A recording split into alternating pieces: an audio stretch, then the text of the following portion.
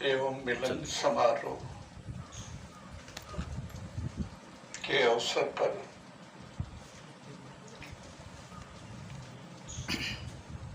मंचासीन होकर के मुख्य अतिथि के रूप में विराजमान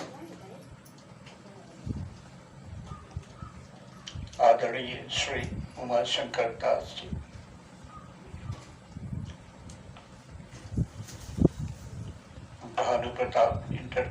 भानुप्रताप वर्मा इंटर कॉलेज हनुमत नगर के प्रिंसिपल कर्ता धर्ता के रूप में विराजमान श्री निर्मल वर्मा जी, समक्ष उपस्थित हम उम्र के लोग और नौजवान बंधु,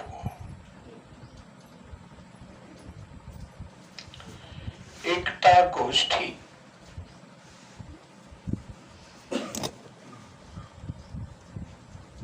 कैसा रहा इसका अंदाजा तो बाद में हो पाएगा, लेकिन मिलन समारोह बहुत ही सुंदर, बहुत ही भव्य इस धारूपुर की सड़क पर और मनशाराम वर्मा जी के मठ पर मिलन समारोह बहुत ही अच्छा है। मैं नौजवान बंधुओं को देख पा रहा हूं, छात्र जीवन से ही इनसे हमेशा जुड़ने का मैंने प्रयास किया है और यहाँ इनको पाकर के विशेष रूप से मैं गदगद हूं। कभी मैंने लोगों को अपने साथ जोड़ने का प्रयास नहीं किया, सर्वथा लोगों के साथ जुड़ने का प्रयास किया है। जितना अपनी बिरादरी कुर्मी के साथ जुड़ने का मैं प्रयास करता हूं, उससे भी कहीं ज्यादा मैं दलितों के साथ भी जुड़ने का प्रयास करता हूं। आज 35-40 साल से मैं पूरे जिले में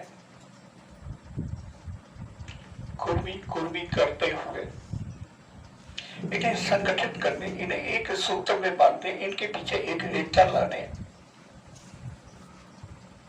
जागृति पैदा करने, चेतना लाने को लेकर के लगातार मैं कार्य कर रहा हूं।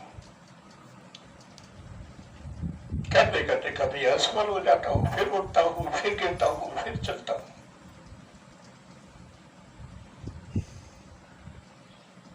एक जमाने से ही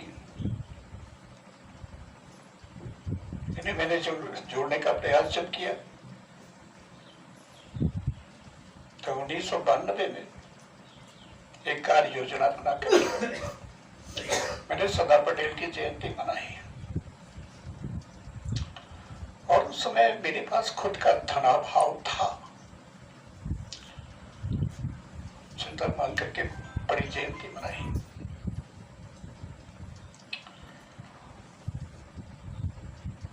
फिर आगे चल करके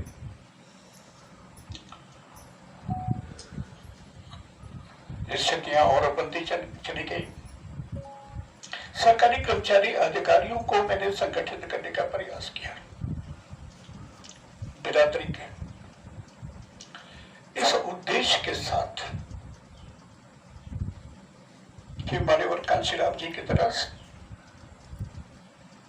इनको संगठित करके बामसेव की तरह एक सुदृढ़ संगठन का रूप देंगे। इस जिले के बाद दूसरे जिला, दूसरे जिले के बाद तीसरे जिला, तीसरे जिले के बाद चौथा जिला, पूरे प्रदेश में फैलने का कार्य करेंगे। हमारे जीवन में व्यवधान बहुत है और व्यवधान पैदा करने वाले हमारे अपने लोग ही रोकते चले गए।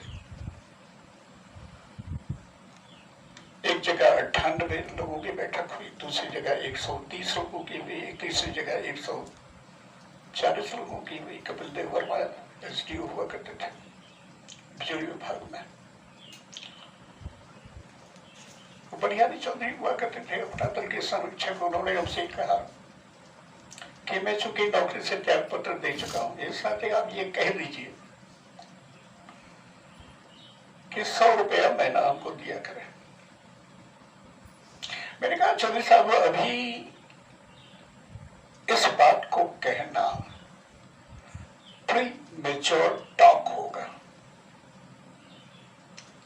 अभी लोगों के इकट्ठा होने में, लोगों के आने में, लोगों के बैठने में या जो समूह तैयार करने में अभी परिपक्वता नहीं आ पाई है। मैंने नहीं कहा, नाराज हो गए। बाद में पता लगा बिखर गया। एक भगवत वर्मा जी हुआ थे, तो उन्होंने कहा हम करेंगे, कर कुछ नहीं पाए। समय के बीतने के साथ ही 2004 आया। 2004 में मैं फिर शुरू हो गया। जिसकी जो आदत पड़ जाती है ना, वो आदत छूटती थोड़ा है। चोरी की आदत पड़ जाए, डकैती की आदत पड़ जाए, ईमानदारी की बात, सच बोलने की आदत पड़ जाए, झूठ बोलने की आदत पड़ जाए, ये छूटता नहीं है। 2004 में मैं फिर शुरू हो गया और शुरू हो जाने के बाद अब 380 कर्मचारी अधिकारियों को मैंने तैयार किया। उस समय अरुण कुमार सिन्हा जी हुआ करते थे और यहाँ के कमिश्नर थे, दिलेर कुर्मी, निष्कपट और निष्पक्ष रूप से बोलने वाले। व्यक्तित्व के रूप में, कोई अधिकारी के रूप में मुझे कोई कुर्मी मिला तो अरुण कुमार सिन्हा। उन्हीं के अगुवाई में मैंने 2 बार होली मिलन समारोह किया। विरोध करने वाले लोग शुरू हो गए। केवल कर्मचारी और अधिकारियों की ही बैठक थी, होली मिलन समारोह था, तो गैर कर्मचारी को मैं क्यों आने दूं? खूब लोगों ने है तो बचाया। बुनियाद मैंने डाली, दीवार मैंने तैयार किया। फिर 2006 में सरदार पटेल जयंती बड़े पैमाने पर मैंने आयोजित किया और वो नरेंद्र में doctor RP Singh, professor RP Singh, जो लखनऊ यूनिवर्सिटी के वाइस चांसलर थे, कुलपति थे, वो मुख्य अतिथि के रूप में आए थे। आयोजन से बहुत प्रसन्नचित हुए थे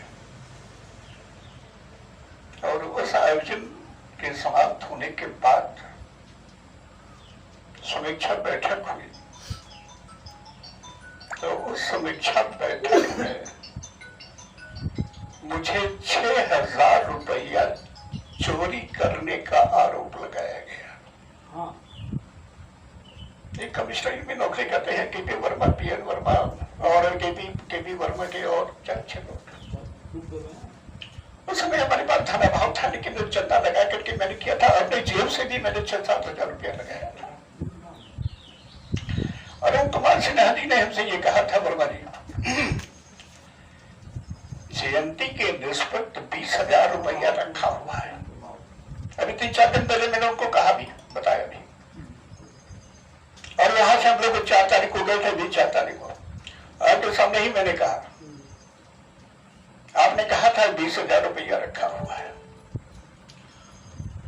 वो 20,000 रुपया मैंने नहीं लिया और 6,000 रुपए का भ्रष्टाचार कर गया मैं। किनारे कर दिया गया। 14-15 साल तक मैं शांत रहा और शांत रहने के बाद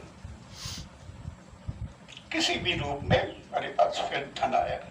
चोरी नहीं किया, दलाली नहीं किया, रिश्वतखोरी नहीं किया, बेईमानी नहीं किया। जिसके काम के लिए जाता हूं अपने पास से ही नाश्ता कराता हूं। तो जब थोड़ा धन आ गया तो फिर मन उबलने लगा, फिर शुरू हो गया। और शुरू हो जाने के साथ ही अनेक स्थानों पर सामाजिक कार्यों में अपना योगदान देने लगा। अभी पिछले साल की बात है, फतेहपुर में एक कुआं फट गया था,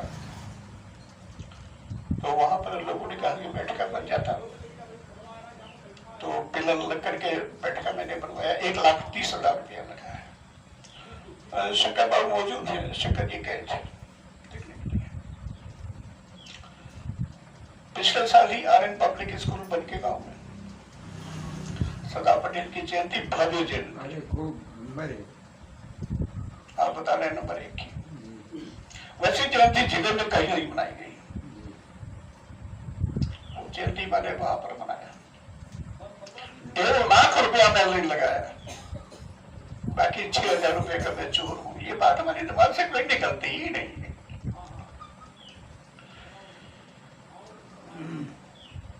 एक साल पहले, 1.25 साल 1.5 साल हो गए,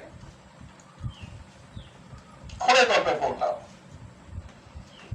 यहाँ पटेल भवन में सांसद जी लल्लू सिंह जी आए हुए थे, और आने के बाद इन लोगों की मांग करने पर उन्होंने 6 लाख रुपया देने की घोषणा की, जो जमीन पर फर्श बिछा हुआ है। यहां से लौट के जाने के बाद 10 दिन बाद मैं मिला, और मिलने के बाद मैंने उनसे कहा, वहां सब करोड़पति लोग हैं, जितने भी लोग हैं सब सरकारी कर्मचारी, सब रिटायर्ड लोग हैं, और करोड़ों रुपया डकारे और कमाए बैठे हुए हैं। वहां पर इस धन को लगाने के बजाय मैं अपनी किसानों को, अपने इलाके के लोगों को, अपने नौजवानों को मैं गुजरात ले जाना चाहता हूं सरदार पटेल की प्रतिमा दिखाने के लिए। उन्होंने तो कहा ये तो बहुत अच्छा काम है, उसी समय सहमति मिल गई थी। इधर आकर के 14 अगस्त को भाजपा का एक कार्यक्रम था, बैठे थे आमने सामने। उन्होंने कहा बाबा जी आप बस ले जाना चाहते हैं, आप ले जाइए। कब से शुरू हो रहा है? मैंने कहा कल 15 तारीख का कोई मतलब नहीं है, 16 से शुरू हो जाते हैं। और 16 तारीख को ही आपके पास आए थे, यहाँ देवघर आए थे, दारूपुर आए थे। फिर उसके बाद लगातार चलते गए, लोग जुड़ते गए, लोगों का विश्वास, लोगों का प्यार हमारे साथ है। और उन्होंने भी एक बार कहा था नौजवानों को ले जाइए। हमारी जो मंशा थी कि नौजवानों को इस नाते ले जाए कि सरदार पटेल की प्रतिमा को देखने के बाद लोगों में चेतना आए, लोगों को प्रेरणा मिले, जागृति आवे, एक उत्साहवर्धन हो, साहस पैदा हो, साहसी व्यक्ति के व्यक्तित्व को जान करके साहस पैदा हो, निर्भीक समाज बने, भयमुक्त समाज बने। जब लोग तीर्थ करने जब लिए जाते हैं ना बड़ी बड़ी देवी देवताओं का, तो यही मान करके जाते हैं कि वहां जाने के बाद हमारा शक्तिवर्धन होगा। हजारों रुपया लगा के जाते हैं, हमको प्रेरणा मिलेगी, हमारा शक्तिवर्धन होगा, हमको आशीर्वाद मिलेगा, हमारे परिवार का कल्याण होगा, यही सारी बातें मान करके जाते हैं। और लौट के आने के बाद लाखों रुपया मेला भंडारा में लगा देंगे। तो उसी आधार पर मैंने भी सोचा कि हमारे नौजवान वहां पर जाएंगे तो लोग प्रेरित होंगे, उत्साहित होंगे। और मैंने रास्ते में जाते समय भी और लौटते समय भी देखा कि जाने वाले सभी नौजवान काफी उत्साहित थे, काफी हंसी ठिठोले के साथ एक दूसरे से बातें करते हुए। सुग्रीव बाबू तो विशेष रूप से प्रफुल्लित थे, हम उम्र के आप भी, इनकी भी प्रसन्नता में कोई कमी नहीं थी। जितना कर पाया मैंने किया, लेकिन कुछ न कुछ कमी तो रह जाती है, और ये कमी तो मरते दम तक रहेगी, कुछ न कुछ कमी रह जाती है। लोग ऐसा नहीं मानते, लोग हमसे पूछते हैं क्या कमी रह गई, लेकिन फिर भी मैं कहता हूँ कुछ कमी तो रह जाती है, कमी तो रहेगी। वो फिलहाल वहां जाने के उपरांत फिर मनसाराम वर्मा जी पर्यावरण संरक्षण को लेकर के अभूतपूर्व कार्य कर रहे हैं। इस उम्र के लोग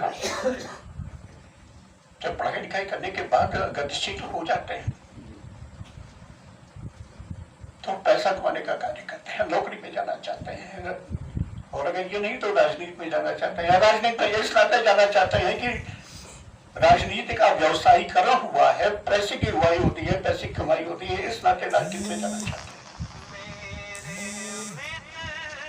सामाजिक कार्यों में पर्यावरण संरक्षण को लेकर के कौन करना चाहता है? जिले में कोई कर रहा है तो मेरी निगाह में मलसाना वर्मा जी और बहुत सारे काम ये कर चुके हैं। ये यहां से पीपल का 2 पौधा ले गए, इसी प्रकार से ले जा रहे थे। मैंने कहा वहां लग नहीं पाएगा, उन्होंने कहा प्रयास करते हैं, ले गए। ले जाने के बाद वहां पहुंचने के साथ ही ये बताया गया कि एक मंदिर है, वहां पर स्नान करने की और शौच की अच्छी व्यवस्था मिलेगी, और वैसा ही मिला।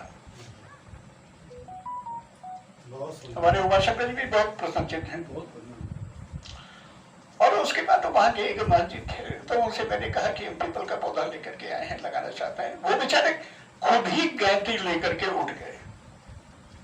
वहां फावड़ा नहीं चलता क्योंकि गिट्टी है, वहां पर पत्थर, फावड़ा लेकर के छुट गए। फिर खुदाई की, और खुदाई करने के बाद हमारे बीच से एक लड़का ये खुरपी ले गए थे बेचारे, थोड़ी जराई की, और जराई करने के बाद फिर पीपल का पौधा लगा। और उन्होंने आश्वस्त किया कि जब भी आप लोगों को 4-5 साल बाद आना होगा तो ये एक बहुत ही भव्य वृक्ष के रूप में दिखाई पड़ेगा।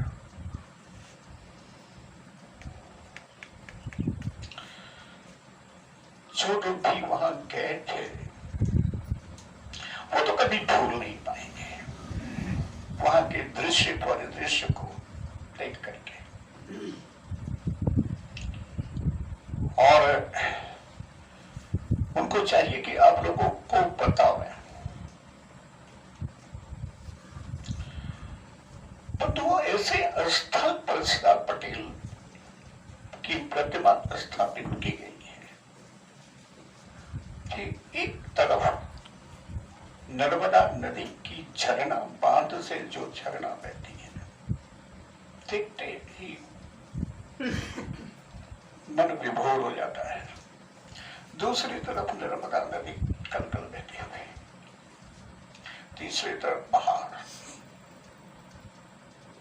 और 182 मीटर की ऊंची सरदार पटेल की प्रतिमा। अगर आप टोपी पहने हुए हैं तो अगर सर देखना चाहेंगे तो आपकी टोपी गिर जाएगी। अंदर लिफ्ट से जाना होता है, अधिकांश लोग लिफ्ट से गए। अंदर भव्य म्यूजियम, सरदार पटेल का बचपन, सरदार पटेल की जवानी, सरदार पटेल का कृतकार्य आजादी को लेकर के जो उन्होंने त्याग किया, तपस्या किया, 565 देश रियासतों को संगठित करके भारत का जो वर्तमान नक्शा किया, ये सारी बातें। एक जगह ये भी लिखा हुआ था कि स्प्रिंग बुद्धा जो चाइना में है, उसकी ऊंचाई 153 मीटर है। बाकी दुनिया में जितनी भी मूर्तियां हैं, स्टैच्यू ऑफ लिबर्टी अमेरिका में है, सबकी ऊंचाई कम है। क्योंकि भारत में सरदार पटेल ने ऊंचा काम किया, 565 देशी रियासतों को इकट्ठा करके भारत का वर्तमान नक्शा दिया, जो कोई नहीं कर सकता था। लॉर्ड माउंटबेटन ने भी कहा था, भारतीय संविधान को लिखने का कार्य यद्यपि उनको अछूत मानते हैं, छुआछूत को लेकर के भारतीय संविधान कोई लिख सकता है तो बाबा साहब अम्बेडकर लिख सकते हैं, और इस भारत को संगठित कोई कर सकता है तो सरदार पटेल कर सकते हैं। तो सबसे ऊंचा काम करने वाले का की प्रतिमा भी सबसे ऊंची होनी चाहिए, और वो हुआ। दुख की बात यह है कि 15 दिसंबर 1950 को प्राणांत होने के बाद इस देश के नीति नियंताओं ने, मेरी बात समझ में आता, नीति नियंताओं ने सरदार पटेल को किनारे कर रखा था। इधर आकर के दिन फिरा तो सरदार पटेल का वही नहीं, सरदार पटेल की ऊंची प्रतिमा देखने को मिली। और पूरे देश में 31 अक्टूबर को रन फॉर यूनिटी भी कराई जाती है। और पूरे देश में जयंती समारोह या सरदार पटेल का की महत्ता, उनका महत्व, उनका मूल्यांकन, पूरे विश्व के लोग अगर वहां पर आते हैं तो ये देख करके कि इतनी ऊंची प्रतिमा क्यों है, इनका कृतिकार क्या है, इनका बलिदान क्या है, इन्होंने किस प्रकार से संघर्ष किया, पूरे दुनिया के लिए एक खोज का विषय हो गया है। और कोई भारत में कोई दूसरा नाम नहीं है, दूसरा नाम है ही नहीं जिसके नाम पर खोज का विषय बना हो, एक रिसर्च का विषय बन गया है। तो उस दृश्य परिदृश्य का दर्शन करके हम लोग 21 तारीख को लौट करके आए। श्री मनसाराम जी पिछले 2 साल से लगातार पर्यावरण संरक्षण को लेकर के, शिक्षण कार्य को लेकर के, जहाँ कहीं भी शादी विवाह होती है, वरवधु से पेड़ लगाने को लेकर के, पौधारोपण को लेकर के,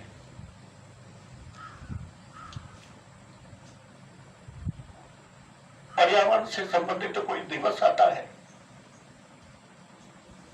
तो आप लोगों को इकट्ठा करके कभी सम्मेलन करके एक समारोह का आयोजन भी, यहीं पर भी एक समारोह कर चुके हैं। और 3-4-5 साल नौजवानों में खेल कूद के प्रति रुचि बढ़े। वैसे में एक स्टेडियम है, वहां खेल कूद की प्रतियोगिता करवाई। वीर प्रकाश गुप्ता जी को मुख्य अतिथि के रूप में आना था, बाद में वो मुख्य अतिथि के रूप में नहीं आए तो मैं ही बैठा दिया गया। इस प्रकार से इन्होंने अभूतपूर्व कार्य किया है। इनको एक मैसेज भी आया था कि आप राष्ट्रपति सम्मान प्राप्त करने हेतु उचित पाए गए हैं। इन्होंने पूरी फाइल तैयार की और पूरी फाइल तैयार करने के बाद फिर पहले ये अनुप्रिया पटेल जी के पास चले गए। इन्होंने बताया कि वहां ओम प्रकाश कटियारी हुआ करते हैं राष्ट्रीय कोषाध्यक्ष, उनको फाइल ले जाकर के दिया, मोटरसाइकिल से गए। ये पागलपन तो हमारे अंदर भी है। हमको भी लखनऊ जाना होता, इलाहाबाद जाना होता, गोरखपुर जाना होता, कहीं जाना होता तो मोटरसाइकिल से ही जाते। अब नहीं, लेकिन अब मन चलता है। तो फिर लौट के आने के बाद 4 तारीख को मैं और आप और निर्मल जी और आपको भी ले गया एक कार्य प्रयोजन को लेकर के। अब क्या जयंती मनानी है, वहां पर मुख्य अतिथि के रूप में उनकी स्वीकृति लेने के लिए गया था। सिन्हा साहब को भी इनकी पूरी फाइल थी और उनको विस्तार से बताया। उन्होंने एक एक पन्ना पलट करके देखा। इतना बड़ा अधिकारी, इतना बड़ा अनुभवी, इतना बड़ा ज्ञाता, इतना बड़ा विद्वान देश का, तो गली कुचे का, हमारी तरह गली कुचे का नहीं, देश का, एक एक पन्ना पलट करके देखा। और देखने के बाद उन्होंने कहा अब हम तो कार्यरत नहीं देंगे, लेकिन फिर भी प्रयास करते हैं। मैंने कहा हमारे यहाँ एक देहाती कहावत है, मुई हाथी 9 लाख। और अब क्या है, क्या कर सकते हैं, इसका भान हमको भी है। फिर वहां से लौट के आने के बाद सांसद श्री लल्लू सिंह जी को मैंने बहुत विस्तार से बातें बताई और काफी दिनों से मैं इनको सांसद जी के पास ले जा रहा हूँ, वो भली भांति परिचित है। और उनके लड़के विकास सिंह हैं, उनसे तो एक ही बार मुलाकात हुई। इधर मैं बीच में गया था तो वो मनसाराम वर्मा का नाम लेते हुए, स्वयं नाम लेते हुए इनके बारे में पूछने भी लगे। के सामने भी पूरी फाइल तैयार हुई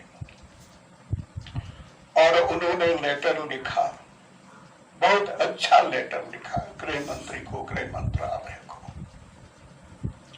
और उसकी सुसज्जित फाइल तैयार करके उसका कवर वगैरह सब तैयार करके सांसद जी को ही दे दिया है। वो दिल्ली जाएंगे तो लेते जाएंगे। उसके पहले मैंने उनसे ये कहा कि अगर ये काम हो गया तो एक तो जिले के लिए सर्वोत्तम कार्य होगा, दूसरी बात आपके नाम पर हमारी बिरादरी को एक बहुत बड़ा संदेश जाएगा। बहुत गंभीरता के साथ उन्होंने सुना और सुनने के बाद बहुत बोलते नहीं है, उन्होंने सर झुकाया, सर हिला कर दिया। बंधुओं, इधर पिछली बार की तरह एक जगह जयंती मनाने के बजाय 3 जगह जयंती मना रहे हैं। और उसके पीछे भी आपकी जागृति है, समाज की जागृति है, समाज की एकता को लेकर के, समाज की एकता के संदर्भ में है। 31 अक्टूबर को बनके गांव में आर्यन पब्लिक स्कूल में, फिर 5 नवंबर को यहाँ पर भानु प्रताप वर्मा इंटर कॉलेज यहाँ हनुमतनगर, और 19 नवंबर को देवगढ़। मैंने आपको अभी बताया कि वहां आपके विद्यालय में श्री राम अरुण कुमार सिन्हा जी को जाता था मैं। उस समय उन्होंने कहा कि ये नवंबर के महीने में थोड़ी हमारी व्यस्तता रहेगी। उन्होंने ये भी कहा कि 2 दिन बाद हम बताएंगे। 2 दिन बाद मैंने फोन किया तो उन्होंने असमर्थता व्यक्त की। तो इस नाते तीनों जगह हमारे मुख्य अतिथि के रूप में फैजाबाद के सांसद श्री लल्लू सिंह जी ही रहेंगे। बाकी मंच पर विशिष्ट अतिथि, सह अतिथि, प्रमुख अतिथि और बाकी सब बहुत ढंग से सुसज्जित लोग होंगे। उसमें कहीं कोई किसी प्रकार की शिकायत नहीं होगी। पिछली बार भी आपने देखा कि सांसद जी जब बोल रहे थे तो केवल सरदार पटेल के बारे में बोल गए, और मैं भी जब बोलता हूं तो कभी विषयांतर नहीं होता है। जिस विषय पर भी बोलना होता है, जिनके बारे में बोलना होता है, उसी विषय पर मैं बोलता हूं, उसी विषय से हट करके नहीं बोलता। और मैं चाहता भी हूं कि जो भी बोलने वाले निकले, मैं निकालना चाहता हूं, निकालूंगा। 2 साल में मैं निकाल दूंगा, और अच्छे वक्ताओं को निकालूंगा, कम से कम 10 वक्ताओं को निकालूंगा। लेकिन ऐसे वक्ताओं को निकालूंगा जो विषयांतर न हो। सरदार पटेल के बारे में बोलना है तो सरदार पटेल ही बोलना है। तो बाकी होता ये है ना कि बड़े बड़े लोग मंच पर पहुंच जाते हैं, 2 मिनट तक सरदार पटेल के बारे में नाम वाम लेते हैं, उसके बाद घर का हालचाल, योगी और मोदी और न जाने क्या क्या सब बोलते ही रहते हैं, बेकार की बातें करते रहते हैं। और मैं जो आयोजन करूंगा बेकार की बातें करेंगे तो उसे कहूंगा कि भैया अब कष्ट के लिए क्षमा हो। ये भव्य तरीके से आयोजन होना है। और है कई बात धन की, सामाजिक कार्यों में हमारा मन लगा हुआ है, धन भी लगा है। धन लग जाए कोई परवाह नहीं, कोई चिंता नहीं। बस 2 लाख रुपए का लगभग बना, वो सांसद जी ने दिया,